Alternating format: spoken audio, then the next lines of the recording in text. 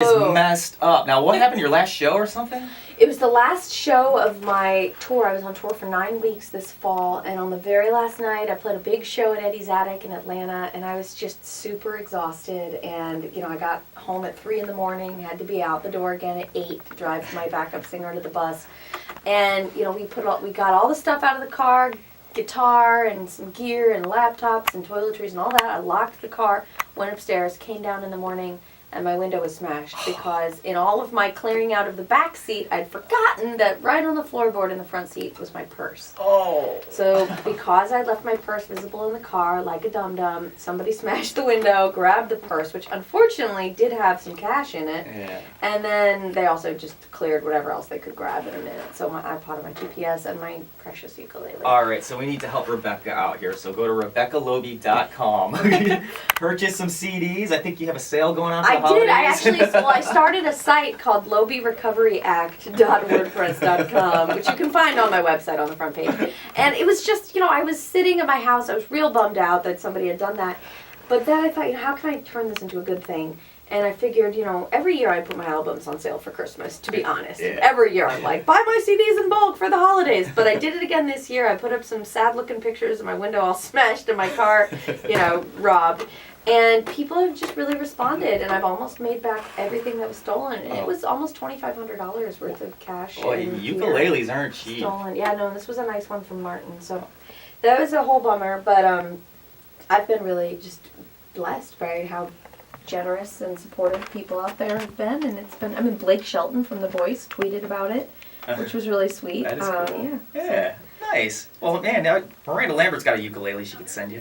She better. Well, and so it's been really nice that that this thing started out as a bad thing, and it's such a disappointment that people are so mean to other people that they would smash their property and steal stuff that doesn't belong to them. Right. But now, I think I'm going to break even on the amount of money that was stolen, and I'm going to come out of it with a few hundred new people who get my album for Christmas and who had never heard my music before. And for me, as an independent artist, that's incredibly valuable. So I kind of feel like I should thank the guy that broke into my car for giving me a way to get more music out to more people. No doubt. Well, the new album, Circus Heart, was produced, or actually co-produced, by a buddy of mine, Matt the Electrician.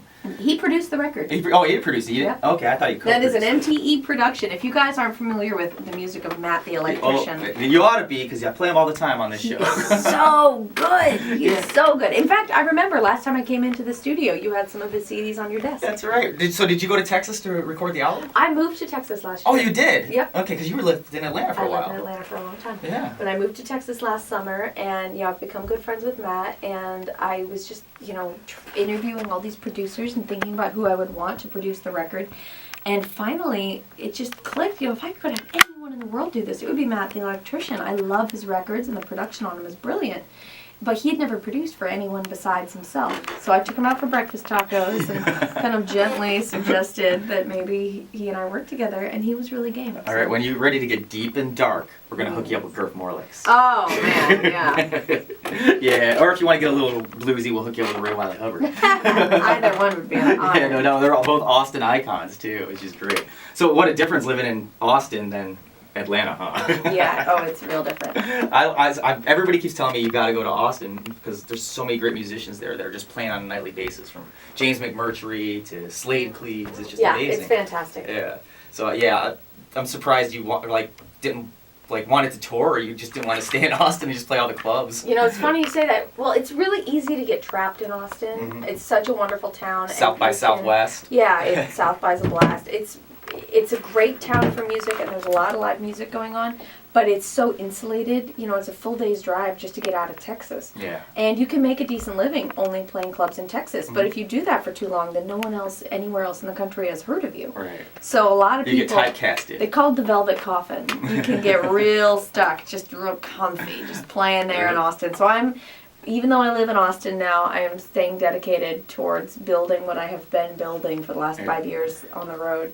And just trying to, I tour mostly on the East Coast, but also on the West Coast, Southeast, Southwest. Nice. Well, it's funny because when I talked to Walt Wilkins, he says the same thing about Texas. You have to get out of your comfort zone. Yes. And you get very comfortable just touring Texas.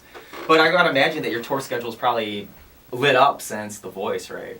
It's been busy, and the cool thing is that I've been playing just as many shows as I was playing before, but I've been playing a lot better shows. And, you know, I've been getting better press, which is a silly thing. But before you get to a town, it's helpful for the local newspaper to write something about it.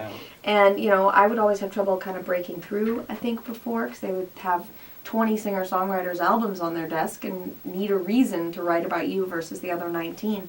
And since I did The Voice, that has been a big help, that people have seen that as something newsworthy that they can use as a hook to write about in their local paper, and then that draws people out to the gigs. So even people who didn't see me on the show have gotten exposed to my music just because I have that experience in my backstory, which has been amazingly helpful. See, I'm waiting. I figure it's like the big headliners who'd be hitting you up, like, you know, the Willie Nelsons and whatnot, to open up for them. Yes, please. If you know him, if you could put in a good word, that would be great. I'll see him on my birthday. He's coming to Germain Arena. That's awesome. Well, do you want to play us something? I would love to. Awesome. I would love to. Here, I'll play a track from the new album called Swallowed by the Sea.